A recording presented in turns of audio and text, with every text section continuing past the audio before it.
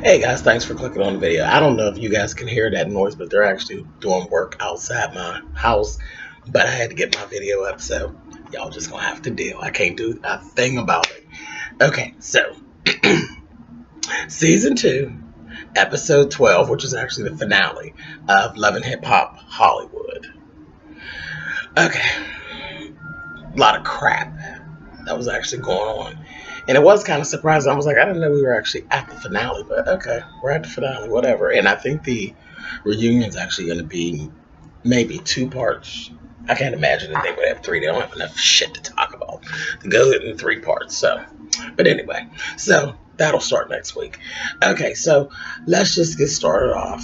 We got crazy ass fucking Moniece, and she got this whole thing going down. Now she's pushing Richie into marriage. Aren't I marriage material? This, that, thing, and the other. She goes on and on and on and on, and on with him. Wants him to get her a ring and all of this.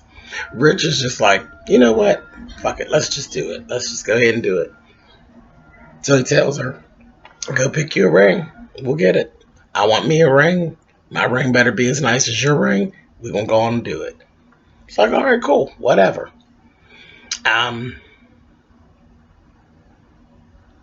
That was that. Next thing you know, Rich ends up going to a fashion show during Fashion Week. And who do we run into but Meatloaf Titties? Goddamn Nikki, baby. She's at the fashion show. She makes it her business to get Rich after the show's over, pull him aside, and put him down on everything that went on with Fizz and Moniece. And I'm sitting there and I'm looking at her. And I said, I am so sick of this bitch. I am so sick of this bitch this season and her messy bullshit. And I said, but I think you barking up the right tree this time. I think you're barking up the right tree because Psycho Cunt is going to get you, honey. You just wait. But anyway, so she tells him all about he didn't know that she did the video with Fizz. He didn't know naturally, he didn't know about her professing her love for Fizz and all this bullshit. But Nikki sat there and told it all, and she was just messy with it, and she was intentional, and she knew exactly what she was doing. Rich was pissed, which he should be. And I mean, I know Rich has done his things in the past. I just didn't like it. I thought it was just so fucked up, but whatever. It is what it is. So he was mad as hell, and I was like, this is not gonna go well.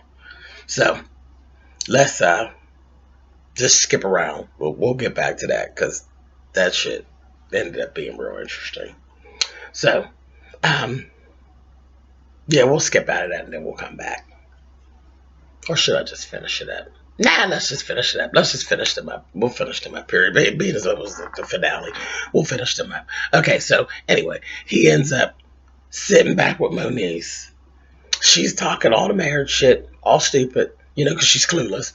That she done been exposed. And he goes ahead and basically tells her fucking ass off, told her fuck her. He was done with her. Like, he was literally done. He's done. And he actually had the ring and everything with him. And he threw the ring down and told her, you know what, fuck all that shit. I ain't doing this shit. I'm glad I was a nasty motherfucker. I'm going back to being a nasty motherfucker because I see when I'm not a nasty motherfucker, this is what happens. So I'm paraphrasing. But he told her, you tell your baby's dad to go buy you a fucking ring. You know I done did everything that you asked me to do, and you gonna try to play. Nah, bitch. Fuck you and fuck this shit. It's gonna be hell. Old Richie's back. So he walks on off and he leaves. That fucking Moniece is sitting there. She's looking real stupid. And then she says, you know what? That Nikki must got a death wish. I said, so. So Fizz has this launch party for this good lotion. So I didn't even know that the lotion shit it's a song. And then he also has a lotion line. He's long.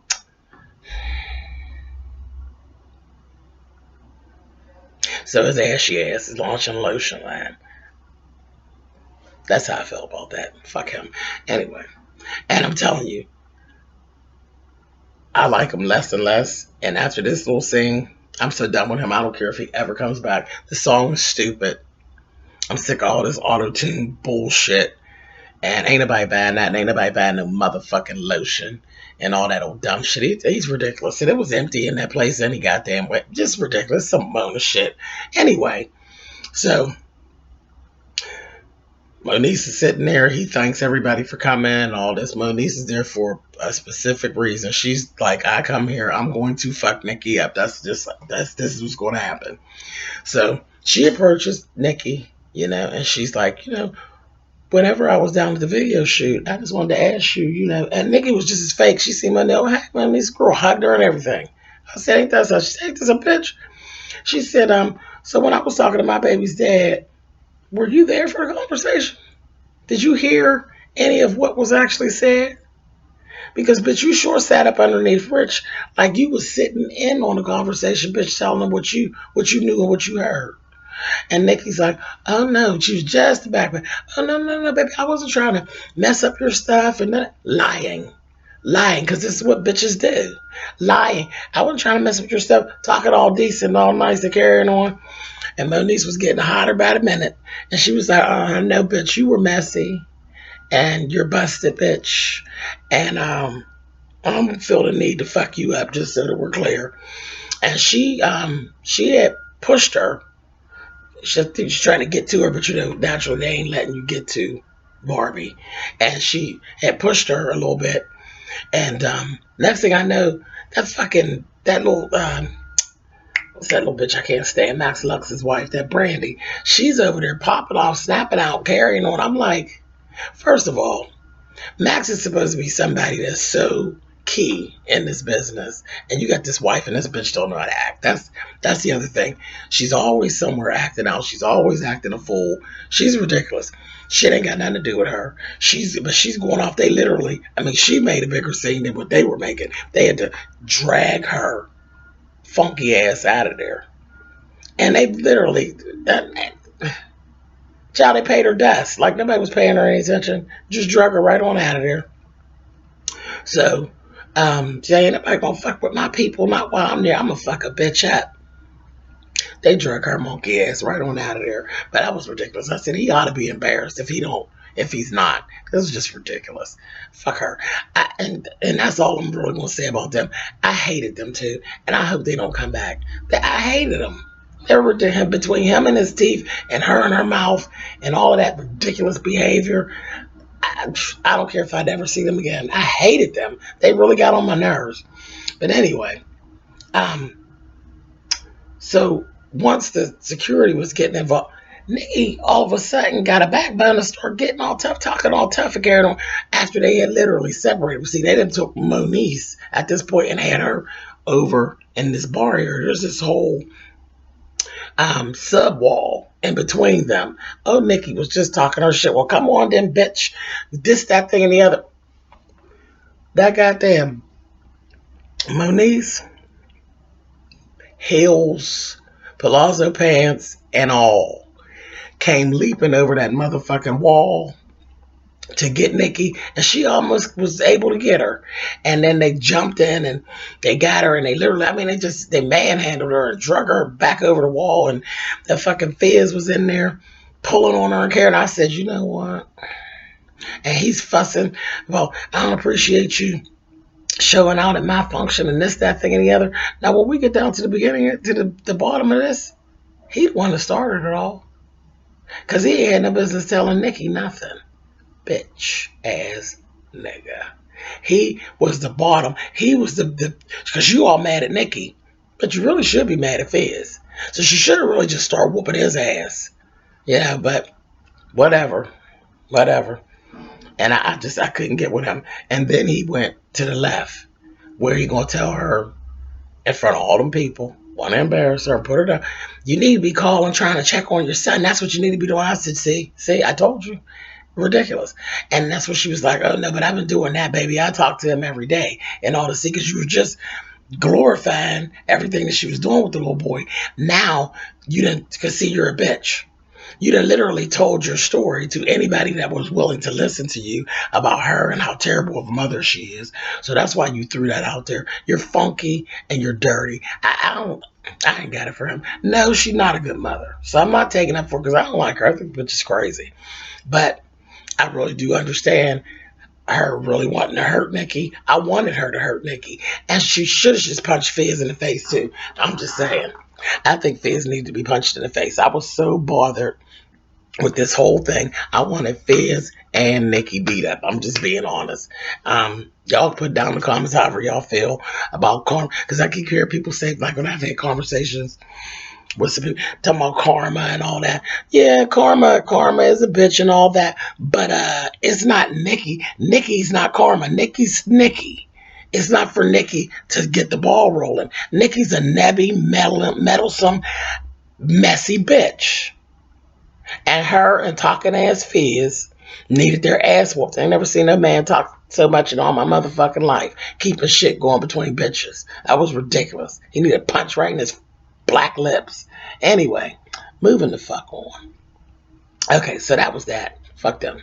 Done with them. Ray J and Princess. Ray J goes and buys a fucking house, trying to get Princess back. The only thing smart the bitch did was told him, yeah, okay, all that's real cool. I'll go for this, but you need to put this motherfucker in my name. I said, finally, somebody got some goddamn sense. Especially when you dealing with some motherfucker, some old bitch ass nigga, you need to make sure your shit is solidified because he's the type of motherfucker that would put you out. So he said, yeah, okay, no problem. I was like, all right, girl, that was smart. But I looked at Princess Love. Don't get it twisted, Princess, because you did a whole lot of chit chatting about that motherfucking tear. But you is one bowl of chitlins from being the size that tear was. I looked at her. She's shapely and cute and all that, but she's a big bitch. She's big. She ain't no smaller than that goddamn Tier. And I think by the end of the season, after Tier got the lipo and all that, Princess was actually bigger than Tier. So like I said, one bowl of chitlins, bitch, from really exploding, bitch. So I said, ooh, okay. Got a good look at her motherfucking ass. I said, okay, but whatever. So Ray J actually he said he sat in the house over to her, and then he eventually, at the end of the episode, he gave her a ring. So I guess them two are engaged. Now, see, I don't need to see them no more either because I'm pretty sick of them. So that was the end of that. Omarion and April. We got them together. She's still going on. He's still talking to her about the timing and how she needs to wait and how she needs to support him. You know how I feel about that. I ain't with it, and I feel like he's full of shit. But he pulls the tour bus up, and he actually has her a little studio session. So she's going in. That's the last that we actually seen of them. Okay, enough with them. Wouldn't be heartbroken if they don't come back. We didn't see anything else about Soldier Boy and Nia, so hopefully I got my wishes and they threw them in the toilet. That was that for them. Okay, last people. These motherfuckers. That goddamn Miles and that damn Milan. So fucking sick of it. So sick of it. I hope they don't come back. I really, really hope they don't come back. I am just sick of them. I sat and I watched this bullshit. They're over at Miles's mother's house. They're having some family barbecue. Now I don't know why. Why does Milan need to meet the family in the midst of a fucking family barbecue? And then we already know there's already been a history where there's been literally physical fights about the fact that this boy coming out. So I just didn't get that, but whatever. So, Miles is sitting there talking with them, and this, that, and the other. He starts all that motherfucking crying again. And, oh, my God. All that crying. And, just ridiculous. He's crying, and no, we love you, and all that. Y'all hurt again. Don't all that don't move me. Y'all been 43 years in this bullshit. All that they got going on, that don't move me. That's that bullshit. The family is full of shit. Miles is full of shit, and they got a problem with him being gay, and that's all that's to it. And they just preach that we love you anyway. They're full of shit anyway. And he's apologizing about fighting with the nephew. And why are you apologizing? See, I don't get any of that. See, I've never been that person. Well, first of all, I've never been in the closet. I ain't never had that. I ain't never been in the closet for nothing but to fucking get dressed, okay? But I will never apologize to any of my motherfucking family members about me being gay or about how they feel about it. I'm not apologizing to you. Fuck you. Who are you? Fuck you. And I'm talking anybody, my mother, nobody. I'm not. What am I apologizing to you for? If anything, you might, when it comes to my mother, I don't owe you no fucking apology. You brought me here. I sure didn't tap you on the shoulder and tell you to fucking go have me. Everything that I am is what it is that you created. The fuck I'm apologizing to you for? No, ma'am. No, ma'am, Pam. I'm not going to happen. So all of this, none of this is sitting good with me. And I'm just like, it's all bullshit. And when I looked at the sisters and the way they went, it's all bullshit.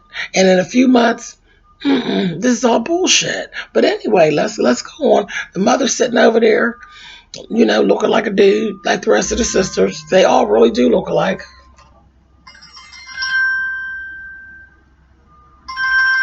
Okay, wait a minute, y'all. Hey, Uncle Bob. Nope, I'm in the middle of doing a video.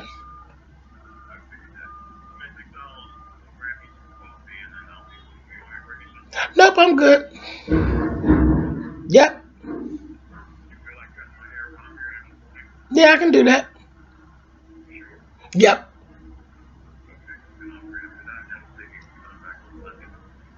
Okay.